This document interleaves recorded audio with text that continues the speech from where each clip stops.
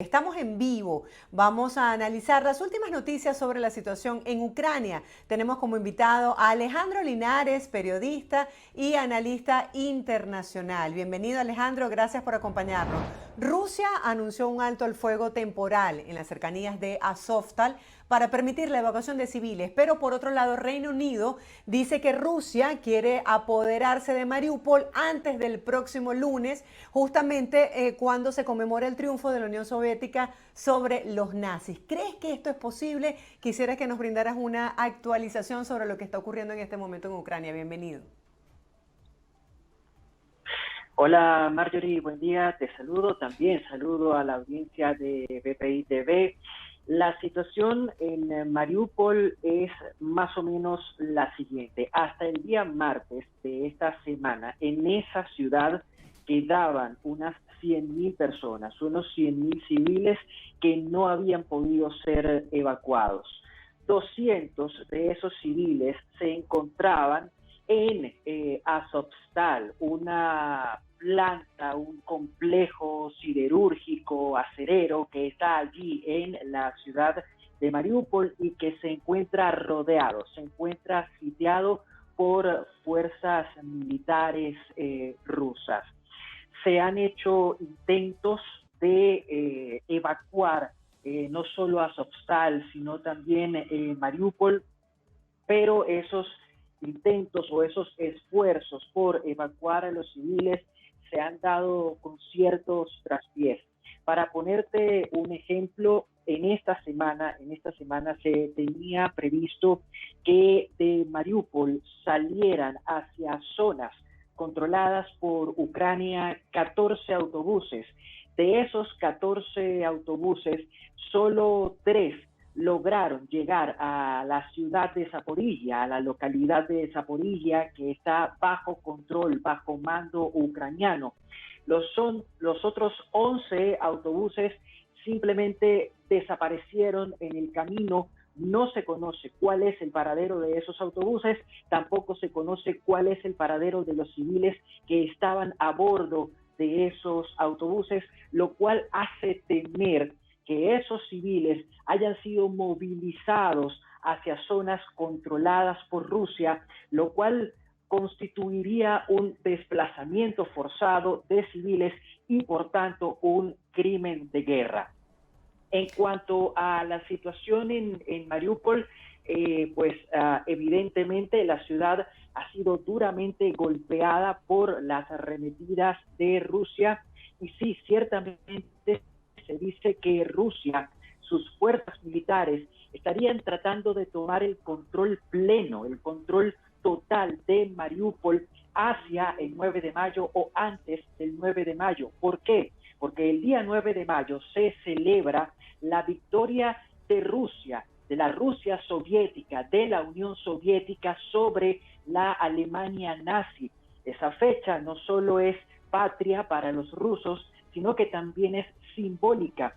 Y por eso tanto Vladimir Putin como su gobierno, como sus generales, estarían tratando de tomar Mariupol para esa fecha con la intención de poder exhibir al menos una victoria militar desde que comenzó la avanzada de Rusia sobre Ucrania el 24 de febrero.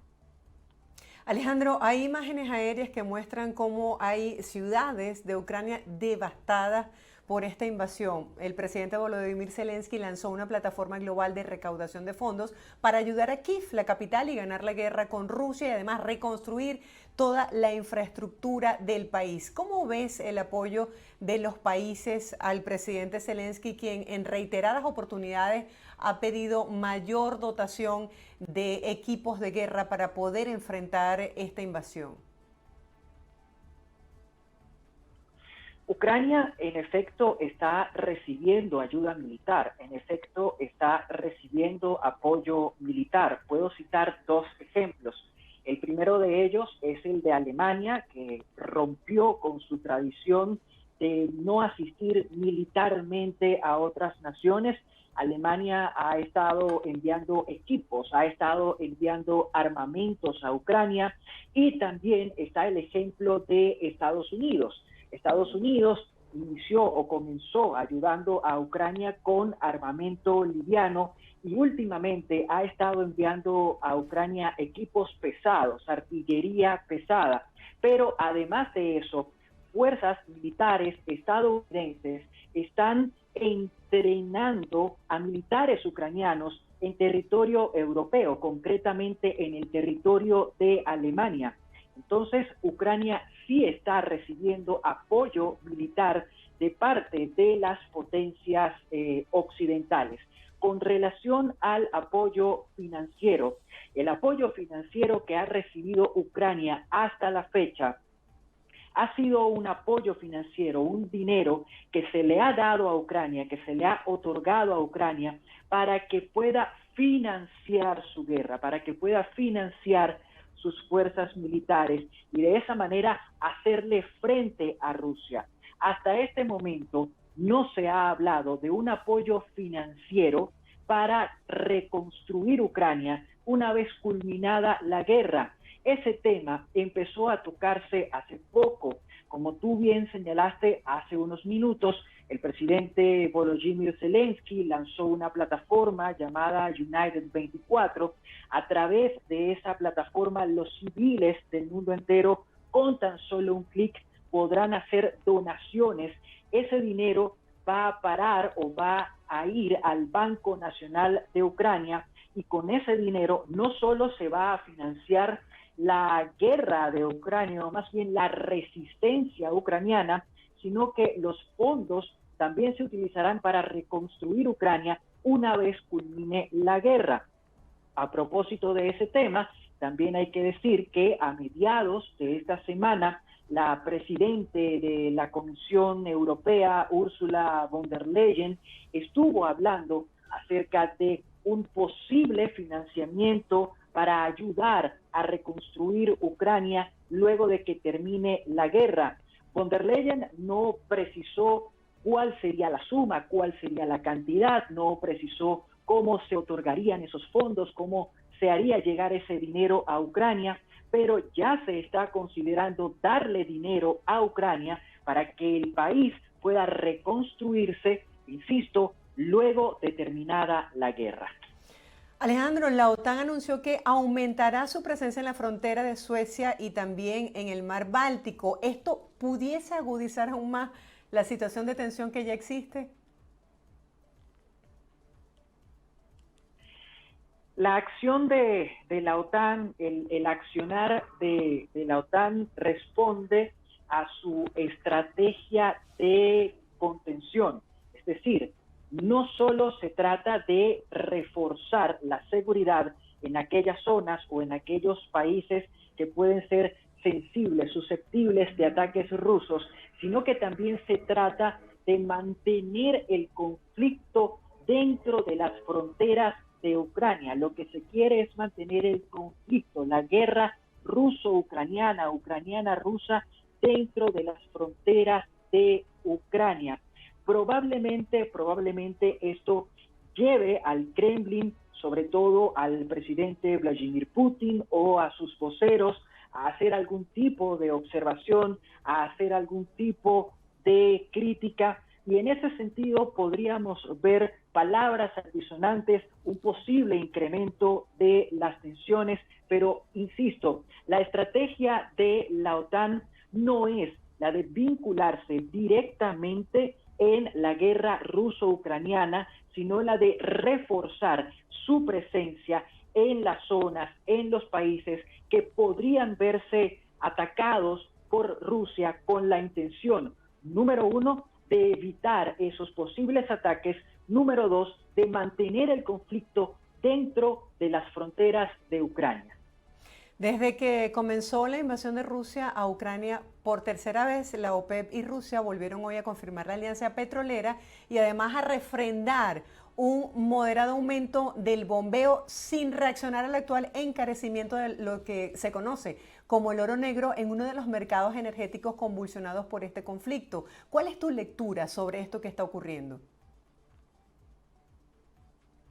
A ver, evidentemente la OPEP como un cártel de países que producen petróleo está muy al tanto, muy pendiente, no solo de la producción mundial, sino también del precio del barril, del precio del crudo. De hecho, existe un indicador que es el precio de crudo OPEP. Por supuesto que al trabajar en alianza con Rusia e independientemente de la guerra, la OPEP puede pedirle a Rusia aumentar o rebajar su producción en función de los intereses de la Organización de Países Exportadores de Crudo, exportadores de petróleo. Ahora bien, con relación al tema del petróleo ruso, hay que decir que la Unión Europea, concretamente la Unión Europea, está preparando un sexto paquete de sanciones que podría dirigirse concretamente y directamente hacia el petróleo ruso. Boris Johnson y también el presidente ucraniano Volodymyr Zelensky hablaron sobre el posible suministro de armamento de mayor alcance por parte de Gran Bretaña a las Fuerzas Armadas ucranianas. ¿Cuáles pudiesen ser las consecuencias de esto, Alejandro? Pues para Reino Unido realmente las consecuencias no van a ser mayores. Ya es consabido que Reino Unido forma parte de las potencias occidentales que apoyan sin cortapisas, sin ningún tipo de titubeo, no solo a Ucrania, sino también al presidente Volodymyr Zelensky. Los efectos de esta ayuda, de esta asistencia militar, podríamos verlos sobre el terreno con unas fuerzas militares ucranianas con mayor capacidad para resistir los embates de las fuerzas rusas. Sí, esto lo pregunto porque justamente el embajador de Rusia en Estados Unidos advirtió que la OTAN no se toma en serio la posibilidad de una guerra nuclear, esto como a manera de advertencia. Sí, a ver, Rusia siempre ha colocado sobre la mesa y mantenido sobre la mesa la amenaza, su amenaza de empezar una guerra nuclear si potencias occidentales se vinculan de una forma mucho más directa, mucho más resuelta en el conflicto militar que se desarrolla en Ucrania.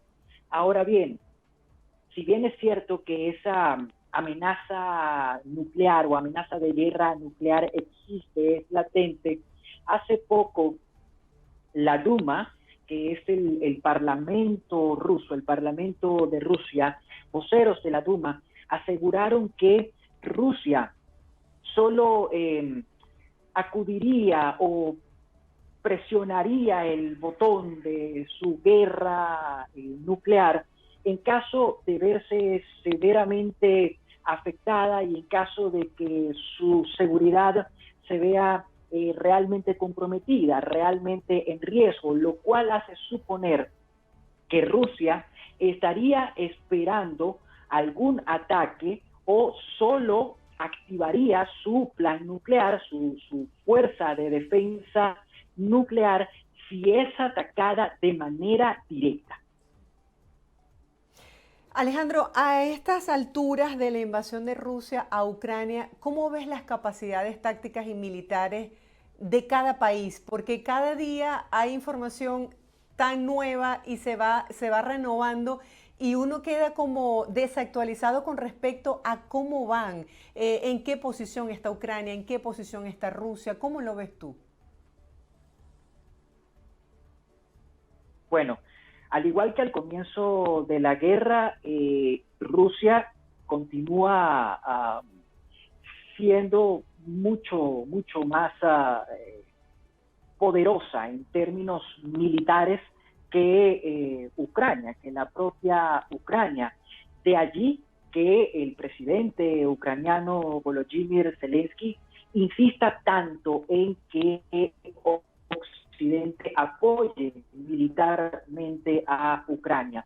Ahora, a pesar de que Ucrania es militarmente inferior a Rusia, Ucrania ha logrado contener la embestida, la embestida, las arremetidas de las fuerzas militares rusas. Es eso lo que ha llevado al Kremlin a tomar la decisión de concentrar sus ataques, de enfocar sus ataques en el sur de Ucrania y en el este de Ucrania, particularmente en la región del Donbass. Tú siempre dices que hay que manejarse con mucha inteligencia cuando se está en medio de una guerra, pero muchas personas se preguntan cuántas muertes más faltan. Todos los días se actualizan las estadísticas de mujeres, de abusos sexuales, de niños fallecidos, de periodistas, de civiles, y en la sociedad queda esa duda de si las sanciones han sido suficientes, porque hemos visto que las arremetidas continúan puertas adentro del Kremlin a nivel de empresarios. ¿Cómo han afectado estas sanciones a esos magnates poderosos que de alguna manera pudiesen estar en contra de esta guerra que ha iniciado Putin? Bueno, a esos magnates, en primer lugar, se les ha impedido el ingreso al espacio Schengen, que es el territorio europeo. Se les ha impedido a muchos el ingreso al territorio de Estados Unidos. Se les ha retirado, por supuesto, el visado. También se les han congelado bienes, activos, cuentas, bien en Estados Unidos, bien en Europa. De esa forma se les ha castigado a estos magnates por apoyar no solo a Vladimir Putin, sino también por apoyar la guerra en Ucrania. Ahora, el tema con las sanciones es que las sanciones son un castigo de aplicación inmediata. Las sanciones entran en efecto poco después de ser anunciadas. Sin embargo, sus efectos se ven a largo plazo. Y es por esta razón, es precisamente por esta razón que pareciera que las sanciones no estuviesen causando el efecto esperado, porque sus efectos se van a ver a largo plazo, no de manera inmediata.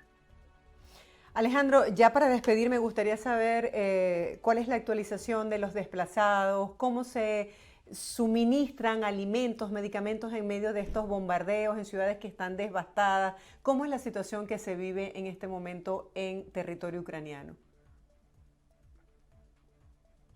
Bueno, la ayuda humanitaria siempre llega a través de organismos humanitarios que por supuesto cuenten con el reconocimiento de las dos partes.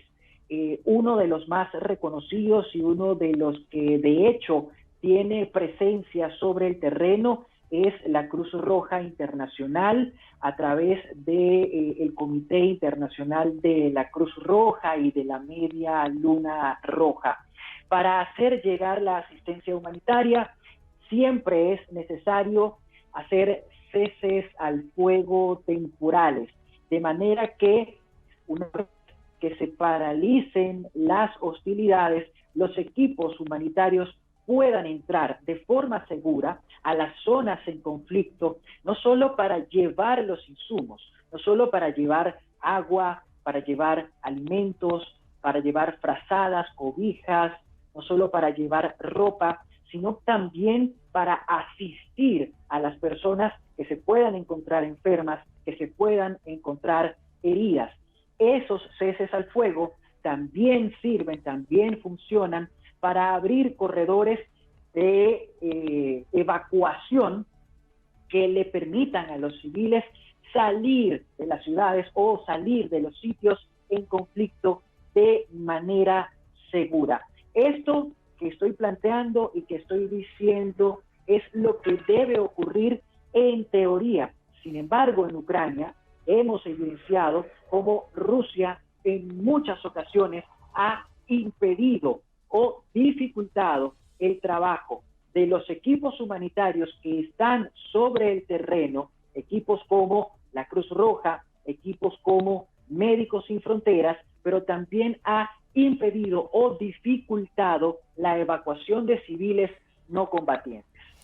Sí, la teoría es una cosa y la realidad es mucho más cruda de lo que quisiera. Gracias, Alejandro, por acompañarnos el día de hoy y por compartir tus conocimientos sobre este tema que nos interesa a todos, porque aun y cuando estemos lejos nos sentimos afectados y verdaderamente tocados con esto que está pasando en el mundo. Gracias. Gracias a ustedes, Marjorie. Siempre será un placer.